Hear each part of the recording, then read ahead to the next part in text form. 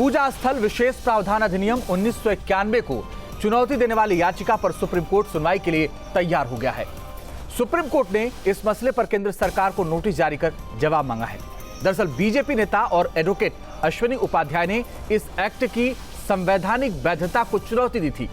याचिका में कहा गया है कि देश भर में अयोध्या में राम जन्मभूमि के अलावा मथुरा में श्री कृष्ण जन्मभूमि, काशी विश्वनाथ, विदिशा में विजय मंदिर समेत तमाम धार्मिक स्थलों को मुगल काल में मनमाने और गैर कानूनी तरीके से तोड़कर मस्जिद, दरगाह या फिर ईदगाह बना दिया गया।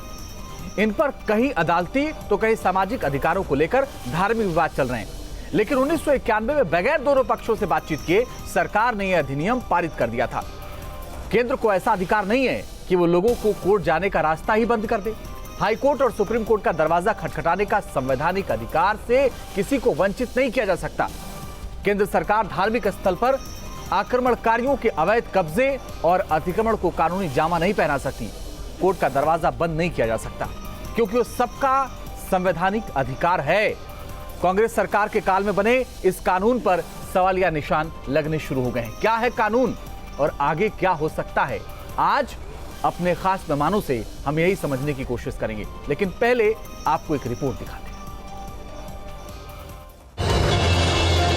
पूजा स्थल विशेष प्रावधान अधिनियम 1991 को चुनौती देने वाली याचिका पर सुप्रीम कोर्ट सुनवाई को तैयार हो गया है। जितने भी मंदिर तोड़े गए, चाहे जैन मंदिर तोड़े गए या बौद्ध मंदिर तोड़े गए, सिख मंदिर तोड़े गए, हिंदू मंदिर तोड़े गए, और उन मंदिरों पे तोड़ के जो मस्जिद बनाई गई थी, उन सभी मस्जिदों को कांग्रेस ने लीगलाइज कर दिया। सरकार का काम गैर कानूनी कार्य को, इल्लीगल कार्य को लीगलाइज करना नहीं होता, लेकिन कांग्रेस ने वो किया है। इसीलिए मैंने उस कानून को चुनौती दिया है सुप्रीम कोर्ट में। सुप्रीम कोर्ट ने इस मसले पर केंद्र सरकार को नोटिस जारी कर जवाब मांगा है। कानून के मुताबिक 15 अगस्त 1947 के बाद जो धार्मिक स्थल जिस समुदाय का था, भविष्य में भी उसी का रहेगा। याचिका में इसी मुद्दे पर सवाल उठाया गया है। 1991 में कांग्रेस की सरकार ने एक कानून बनाया और कानून बना के गजनी, गोरी, बाबर, हुमायूं, अकबर, औरंगजेब के द्वारा तोड़े गए सभी मंदिरों को लीगलाइज कर दिया।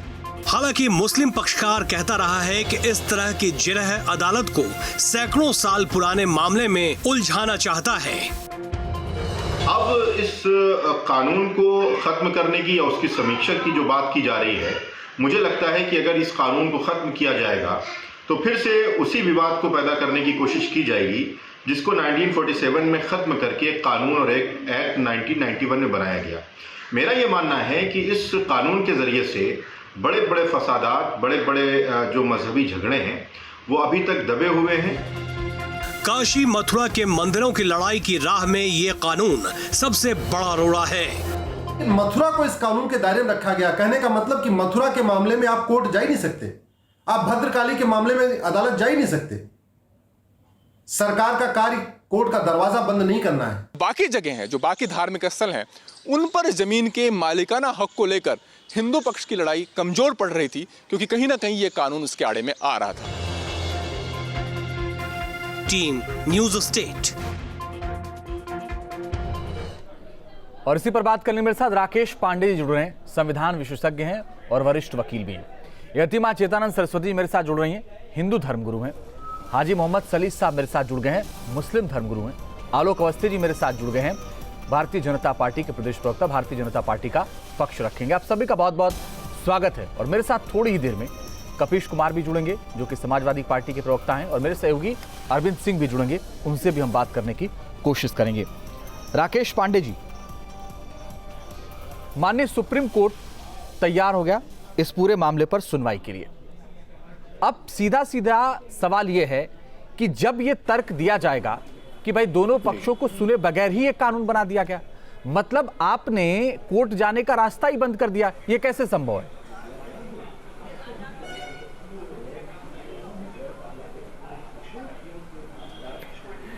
देखिए, जब अधिनियम बनते हैं तो पक्षों की सुनवाई का कोई ऐसा जो है नियम नहीं है कि पक्षों को सुन के अधिनियम बने। लेकिन हाँ, जिस ग्राउंड पे चैलेंज किया गया है उनकी वैधता पे हम लोग चर्चा कर सकते हैं। जी। जैसे पहली चीज जो उस PIL में कहा गया है वो ये है कि सेंटर को इस तरीके का कानून बनाने का कोई अधिकार नहीं था, क्योंकि पिलग्रिमेज और पब्लिक ऑर्डर दोनों स्टेट लिस्ट के सब्जेक्ट हैं, इसलिए स्टेट ही बना सकती थी कानून, सेंटर नहीं बना सकती थी। दूसरा, उन्होंने कहा कि कोर्ट के दरवाजे नहीं बंद किए जा सकते हैं। किसी भी व्यक्ति को या किसी वर्ग विशेष को आप ये नहीं कह सकते हैं कि आप अपने अधिकारों की लड़ाई ही नहीं लड़ सकते। ये दो मुख्य चीज़ें हैं जिस पे सुप्रीम कोर्ट ने नोटिस इशू की है, और अधिनियम में प्राइमा फेसाई इन्हीं दो चीज़ों पे हमारे ख्याल से ज़्यादा बहस भी हुई होगी। बाकी अन्य मुद्दे हैं। आर्टिकल 21 में उन्होंने कहा ये कि कोर्ट को अप्रोच करने का अधिकार आर्टिकल 21 में निहित है, और अतः ये कानून गलत है, ये जो है आर्टिकल 21 के भी विपरीत है। लेकिन मुख्य मुद्दे ये दो हैं, क्षेत्राधिकार सेंटर का इस पे कानून बनाने का, और दूसरा ये कि आप क्या कोर्ट का रिड्रेसल का फोरम खत्म कर सकते हैं। जी, मैं लौटता हूँ इन दो बिंदुओं पे ही जो है। जी, मैं लौटता हूँ राकेश जी आपके। आलोक अवस्थी, मुझे एक बात बताइए, आपने सुना होगा राकेश जी को, बहुत तरीके से उन्होंने अपनी बात को रखा है और बहुत कानूनी जो पेच है वो भी समझाया उन्होंने। आज तक चैलेंज ही नहीं किया गया इसको, सवाल तो इसी बात का है। देखिए, ये बात सही है कि 1991 में नरसिम्हा राव जी की सरकार ने ये एक्ट बना दिया बिना राज्यों को सहमति किए हुए, जबकि लॉ एंड ऑर्डर जो है राज्य के हिस्से में आता है, और ये जितने विवाद है लैंड उसके वो भी राज्य के उसमें आते हैं। और सीधी सी बात यह है कि आपने एक तरीके से एक धर्म को पुष्ट करने के लिए उस समय कांग्रेस की सरकार ने ये कानून ले आए, लेकिन सुप्रीम कोर्ट को सभी कानूनों की समीक्षा करने का अधिकार है, उस पर अपना निर्णय देने का अधिकार है। इसी कारण से आदरणीय सुप्रीम कोर्ट ने इस याचिका को एक्सेप्ट किया है और नोटिस इशू करी है। सरकार अपना पक्ष रखेगी। देश में किसी भी कानून को सुप्रीम कोर्ट में चैलेंज किया जा सकता है, लेकिन मैं राजनीतिक मुद्दे पे अगर मैं बात करूं, क्योंकि इसमें भारतीय जनता पार्टी कोई पक्ष नहीं है, उपाध्याय जी ने किया है, इसके पहले इसमें एक विश्व भद्र पुजारी पुरोहित महासंघ है, उसने भी इसमें 2020 में याचिका दायर की थी, जिसका कि जमीयत उलेमा ने वो विरोध किया। आज ओवैसी विरोध कर रहे हैं, तो क्या कारण है, आप क्यों विरोध कर रहे हैं? आज राम मंदिर वही बना जिसका आप विरोध करते थे, लेकिन कोर्ट ने 1900 इस पर अपना आदेश दिया और आज जो है मंदिर भव्य बन रहा है। तो आपको न्यायालय पे भरोसा रखना चाहिए। न्यायालय तो सारे बिंदुओं पे सारे लोगों को मौका देगा और अपनी बात करने का मौका देगा, और आप अपनी बात वहां पर कहिए। कश्मीर में 4000 मंदिर तोड़ दिए गए थे, डेमोग्राफी चेंज कर दी गई, किसी ने वहां पर आवाज नहीं उठाई, किसी पार्टी ने नहीं उठाई। और मैं साफ साफ यह कहना चाहता हूं कि उत्तर प्रदेश के अंदर कई ऐसे विवादित स्थल हैं जहां पर तमाम विवाद आज भी कोर्ट के अंदर चल रहे हैं। उनको क्या कानूनी पक्ष का सहायता जानने का अधिकार नहीं है क्या?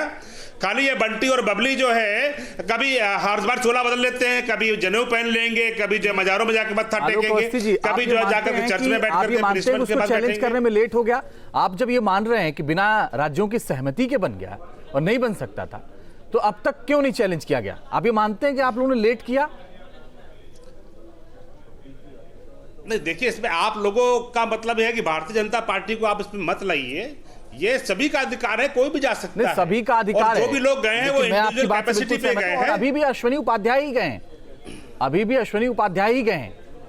हाँ, तो अश्विनी उपाध्याय सुप्रीम कोर्ट के वकील हैं और वो कई PIL वो करते रहते हैं जनहित के मुद्दे पे। हाँ। और ऐसे तमाम सामाजिक कार्यकर्ता करते हैं कोर्ट में, उसके लिए स्वतंत्र। इसलिए मैं कह रहा हूं भाई, आलोक अवस्थी जी भी तो जा सकते थे ना, हम बहस कर सकते हैं 2 दशक पहले, या नहीं जा सकते थे?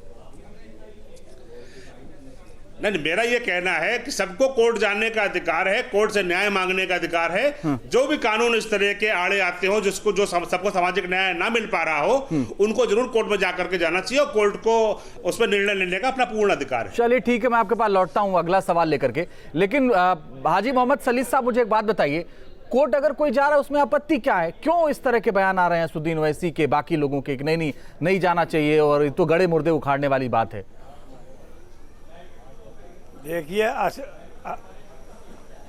देखिए असदुद्दीन ओवैसी हर उस बात पर अपनी टिप्पणी करते हैं जिससे बीजेपी को की मंशा पूरी हो, सांप्रदायिक उन्माद भड़के। अब कोर्ट में जाएं, कोर्ट फैसला करें। अभी बाबरी मस्जिद के मामले में इतना तूफान उठा पूरे देश के अंदर, और सब धर्मगुरु से लेके और आपके चैनल तक के इस बात का भोपू बजाते रहे कि वहाँ मस्जिद के नीचे मंदिर था। अब जब पिलर खोदे जा रहे हैं तो नीचे निकल रही बालू और पानी, रेती, कहीं अवशेष नहीं मिले किसी को, हैं। तो अब हमने तो जो देखा, मैं उसको एक शेर में आपसे कह देना चाहता हूँ कि हमने कानून को, इंसाफ को मुर्दा पाया, हमने तहजीब को, अखलाक को रुस्वा देखा, हमने तौहीन मसाजिद के मनाजिर देखे, हमने तजलील मकाबिर का तमाशा देखा। हमने सोचा था कि हाकिम से करेंगे फरियाद, वो भी कमबख्त तेरा चाहने वाला निकला। तो हम तो एक बार धोखा खा ही चुके हैं। अब सुप्रीम कोर्ट का जज रिटायर हो के बीजेपी की सदस्यता लेकर के सांसद पहुंच जाता है।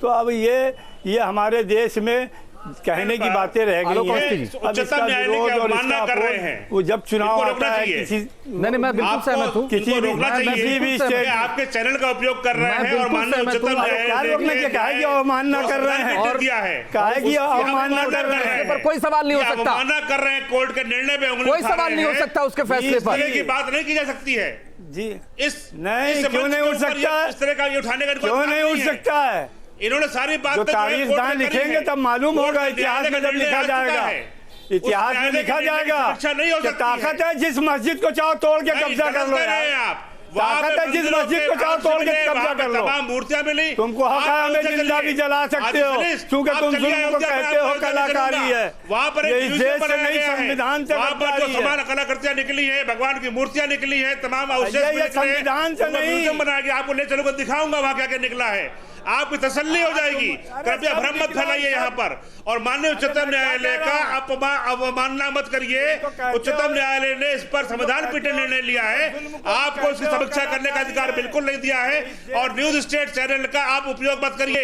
आप इस चैनल को बदनाम मत करिए। मैं तो सभी से कह रहा हूँ, जो लोग बैठे हैं कम से कम उन्हें इस बात का ध्यान होना चाहिए कि वो क्या बोल रहे हैं। और माननीय अदालत का फैसला सर्वोपरि है और किसी को कोई अधिकार नहीं है, किसी को कोई अधिकार नहीं उस पर टिप्पणी करने का। मुझे बात बताइए, हम कब कह रहे भैया जितनी मुझे एक बात बताइए, निर्णय लिया है, संविधान पीठ का निर्णय उसे रोक नहीं दी जा सकती। बिल्कुल ठीक बात है। दुनिया में क्यों इस देश के अरे सबसे बड़े सलील साहब, असहमति हो सकती है, लेकिन इतनी भी नफरत क्यों? कलंकित कर रहे हो भाई। सलील साहब, असहमति हो सकती है, कोई बात नहीं, असहमति होनी चाहिए लोकतंत्र में, उसमें क्या दिक्कत है? आपकी है, भैंस आपकी है, आप जाइए तोड़िए जाके। चेतानंद सरस्वती जी, मुझे एक बात बताइए कि जब ये आप गलत कह रहे हैं, आप गलत कह रहे हैं। आप सामाजिक समरसता में आप जो है बाधा बन रहे हैं। आज सलीस, आप समाज को बांटने की बात कर रहे हैं, समाज को जोड़ने की बात हम लोग करते हैं, हम कभी तोड़ने की बात नहीं करते। कम से कम ऐसी बात मत करिए जिससे समाज में गलत मैसेज जाए। इस चैनल को बहुत लोग देखते हैं, करोड़ों लोग देखते हैं, और आप जो बात कह रहे हैं वो गलत कह रहे हैं। तुमको कहते हो कलाकारी है, कैसी बात कर रहे हैं? आप हमारे भाई हैं, आपको हम गले लगाएंगे, क्यों जिंदा जलाएंगे? कैसी बात कर रहे हैं आप? ये आप भ्रमित कर रहे हैं समाज को। हो रहा है, आप मत करिए ये सब काम, ये आपको शोभा नहीं देता है, ये आपको शोभा नहीं देता है। आप ये सब मत करिए, इन सब वजहों से आपके खिलाफ मुकदमा भी हो सकता है। चेतानंद सरस्वती जी, मुझे एक बात बताइए कि जब हम न्याय मांगने लगे, जब लोगों ने कहा भाई कानून गलत है, ये इसमें बदलाव होना चाहिए, और माननीय अदालत सुनने के लिए उसको तैयार हो गया, तो फिर दिक्कत कहां है? देखिए, दिक्कत है उन लोगों को जिन लोगों को अयोध्या का, जो लोग ये कहते थे कि सर्वोच्च न्यायालय के का जो भी निर्णय आएगा उसको हम सहज स्वीकार करेंगे, लेकिन आज उनके स्वर आपके चैनल के माध्यम से ही दिखाई दे रहा है बहुत स्पष्ट कि उनके स्वर बदल गए हैं। वो मीठी भाषा में धमकी देने का प्रयास कर रहे हैं, और वो ये बताने का प्रयास कर रहे हैं कि किसी की हिम्मत नहीं है कि वो अपनी जागीर को, अपनी संपत्ति को क्लेम कर सके या उसको वापस ले सके।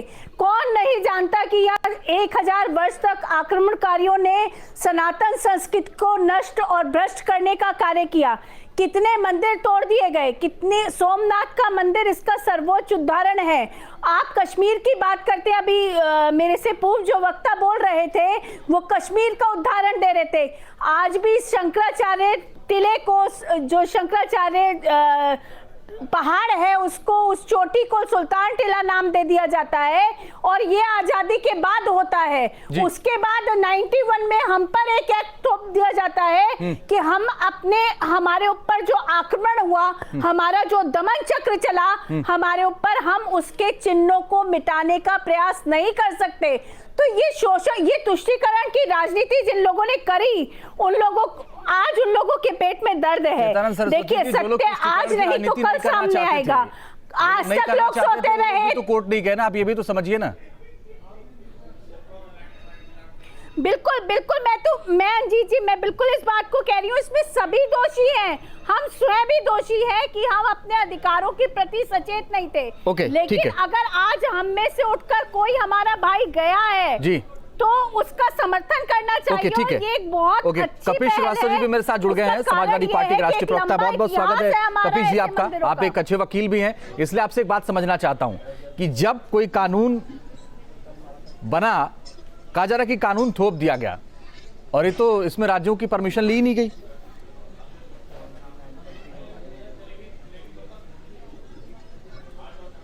देखिए, बहुत सीधी सी बात है। थोपा हुआ कानून तब कहा जाता है जब वो न्यायालय के अंदर चैलेंज हो जाए, और चैलेंज होने के बाद उसे माननीय न्यायालय अपास्त कर दे। उससे पहले तो ये शब्द आप कहते हैं अगर तो ये अवमानना है उस कानून के प्रति। मैं एक बात, सीधी सी बात कह रहा हूं कि देखिए, जो वर्कशिप एक्ट बना है उसको आज आप चैलेंज करने के लिए जा रहे हैं, और माननीय न्यायालय अगर उस पर सुनने के लिए तैयार है तो माननीय न्यायालय का ये अपना क्षेत्राधिकार है, उसमें किसी को कोई हस्तक्षेप नहीं कर सकता, क्योंकि ये माननीय न्यायालय तय करेगी कि सही क्या है और गलत क्या है। अभी तो एक याचिकाकर्ता ने याचिका दी है और उसको वो ग्रहण करने के लिए तैयार हो गए, उस पर वो सुनवाई करेंगे। अभी डिसीजन क्या होगा क्या नहीं होगा ये तो बहुत काल के गाल में है, लेकिन जो एक्ट बना, जो अभी तक प्रिवेल कर रहा है, उसको आप नल एंड वाइड नहीं कह सकते। और दूसरी चीज मैं ये कह रहा हूं कि माननीय न्यायालय ने, सुप्रीम कोर्ट की संवैधानिक पीठ ने, जिसका अवस्थी जी जिक्र कर रहे थे, राम मंदिर के अंदर जो वर्डिक्ट आई, उसके अंदर तो वर्डिक्ट में खुद ही संवैधानिक पीठ ने इस बात को कह दिया कि ये आखिरी मसला है, इसके बाद किसी और पर यह लागू नहीं होगा। ये उस निर्णय का पार्ट है। आलोक अवस्थी जी, जिस संवैधानिक पीठ की आप बात कर रहे हैं, तो खुद ही इस बात को इन्हें सोचना चाहिए कि जिस संवैधानिक पीठ की आप वकालत कर रहे हैं, बात कर रहे हैं, उन्होंने जो उसी संवैधानिक पीठ ने खुद ही अपने जो है निर्णय के अंदर कहा नहीं जाएगा, वो राम मंदिर के मामले पे कहा गया है। मैंने वो निर्णय पूरा, मेरे पास इस समय मुझे याद भी नहीं है और मैं पढ़ भी नहीं सकता हूँ। मैं कपिल जी नहीं, गलत बात अवस्थी जी, आप कानून को इंटरप्रिटेट मत कीजिए। लेकिन मैं आपसे बेहतर जानता हूँ, क्योंकि मेरा यादव वकील हूँ। आज तक राम मंदिर क्यों नहीं गया? आप आज तक अयोध्या क्यों नहीं गया? भगवान के अवतार श्री कृष्ण को आप मानते हैं और उसी भगवान के अवतार श्री राम से आप करते हैं। समाजवादी पार्टी अरे मसला है कपिल जी, क्यों नहीं? आप एक पार्टी के प्रवक्ता भी हैं। देश का मसला है किसान, जो 300 किसान शहीद हो गए उसकी बात करिए, उसकी बात कीजिए। मैं तो अधिवक्ता होने के नाते जो बात कर रहा हूँ, आपके हिंदू मुसलमान में पूरा देश होने वाला है, और समाजवादी पार्टी को इससे कोई मतलब नहीं है। यादव कुनबा आज तक अयोध्या क्यों नहीं गया? अयोध्या से आपको क्यों करना है? आज अयोध्या का विकास हो रहा है, जाकर देखिए। अयोध्या नगरी बन रही है, आज वहाँ पर राम राज्य की परिक्रमा की जा रही है, वहाँ पर आज लाखों करोड़ों रुपए बाबा दिए जलते हैं। उस अयोध्या का आपने तिरस्कार किया है, उसका भोग आप भोग रहे हैं। भगवान श्री राम का आपने अपमान किया है। भगवान श्री राम का अपमान करने के बाद आज आप जो दुर्दशा को प्राप्त हुए हैं, ये उसी का नतीजा है, जो कि आपने भगवान राम से श्लोक किया है। इसलिए कपिल जी अपने पाप धोइए जा करके, भगवान श्री राम के चरणों में जाकर लौटे, माफी मांगे वहाँ पर अपने कर्मों की। समाजवादी पार्टी के नेता जाकर माफी मांगे वहाँ पर। अखिलेश यादव आप जाकर माफी मांगे राम मंदिर से। मुलायम सिंह यादव आप माफी मांगे अयोध्या जाकर अपने पाप धो लीजिए। नहीं तो आगे और जो है आपका जो है और आपका दोहरा चरित्र है कि आप जो एक को गले लगाते हैं, दूसरे को आप अपने हिंदू भाइयों के लिए नहीं कहा। जो 300 हिंदू भाइयों की, जो सिख भाइयों की कुर्बानी ली है, वो योगी सरकार और मोदी सरकार को बहुत भारी बीतेगी। आज के इस भाई में कोई भी पढ़ने वाला नहीं। कपिल जी सुनिए तो, कपिल जी सुनिए तो, अरे कपिल जी सुनिए तो, हिंदू मुसलमान क्यों करने बैठ जाते हैं? कपिल जी सुनिए तो, भाई जितनी आस्था जरूरी नहीं है। आप 29 साल तक सत्ता की मलाई चाटने वाले लोग हैं। कपिल जी आस्था जरूरी नहीं है, आस्था का सम्मान नहीं होना चाहिए। आप अर्थव्यवस्था की बात करते हैं, आस्था की बात क्यों नहीं करते? मैं आपको डिबेट में खुला चैलेंज राम मंदिर जाने के लिए अवस्थी जी अयोध्या जाने के लिए कर लीजिए। हो गए। किसी के मुद्दे पे कर लीजिए। करते हैं आप, आपसे कहीं ज्यादा मैं जानता हूँ। मर्यादा पुरुषोत्तम मुझे धर्म करते हैं आप। आइए मैं आपको लेकर चलूंगा चलिए हमारे साथ। आपको मालूम है संविधान के अंदर क्या लिखा है? पूरी व्यवस्था कराऊंगा। निष्पक्ष माफी मांग लीजिए वहाँ पे। अरे कपिल जी मुझे सुनिए तो, नहीं करेगा। आपको कपिल जी मालूम है आप इतना गुस्से में क्यों हैं? आपको अंजीत जी मालूम है कि संविधान के अंदर कहा गया है। मैं तो ये पूछ रहा हूँ आपसे, मैं तो ये पूछ रहा हूँ कि आस्था, अगर आस्था का सम्मान है तो अखिलेश यादव क्यों गए चित्रकूट? बताइए ना कपिल जी, आस्था का सम्मान तो करिए। क्यों जब अगर आस्था की बात होती क्यों आप कहने लगते हैं हिंदू मुस्लिम? ये कौन सा कर रहे हैं? अखिलेश यादव गए ना चित्रकूट। ये तो टेंट में बैठाने वाले लोग हैं। किसान शहीद करा दिए। अरे फिर आप चले गए किसान पर। शहीद करा दिए। किसानों की भी बात करिए ना, बुजुर्गों को शहीद करा दिया। बात करिए किसानों पर। कितने प्रोग्राम में आपने बात की किसानों की? ये कौन से हिंदुओं के हैं? कौन से हिंदुओं के हैं? आप ये बताइए ना, आस्था की बात नहीं करेंगे? आस्था का सम्मान नहीं होना चाहिए? अगर हक कोई मांग रहा है तो इतना कष्ट क्यों हो रहा है? मुझे सिर्फ आप बता दीजिए कि जो 300 जो किसान इन्होंने मारे हैं बॉर्डर पे बैठा के, जो इन्होंने 300 किसान हिंदुओं को मैं कह रहा हूं उस पर चर्चा होनी चाहिए। हिंदुत्ववादी लोग हैं क्या? बताइए आप जवाब दीजिए। अयोध्या में भगवान माफ कर देंगे। बहुत सीधी सी बात है। महंगाई पे चर्चा होनी चाहिए, पेट्रोल पे चर्चा होनी चाहिए, आस्था पे भी तो होनी चाहिए ना चर्चा। जो माइनस जीडीपी चल रही है उस पे होनी चाहिए। चलिए सर, माफी चाहता हूँ सबसे, इतना ही वक्त। बहुत बहुत शुक्रिया, बहुत बहुत शुक्रिया आप सबका हमारे साथ जुड़ने के लिए, चर्चा में शामिल होने के लिए। सबसे बड़ा मुद्दा में फिलहाल के लिए बस इतना ही।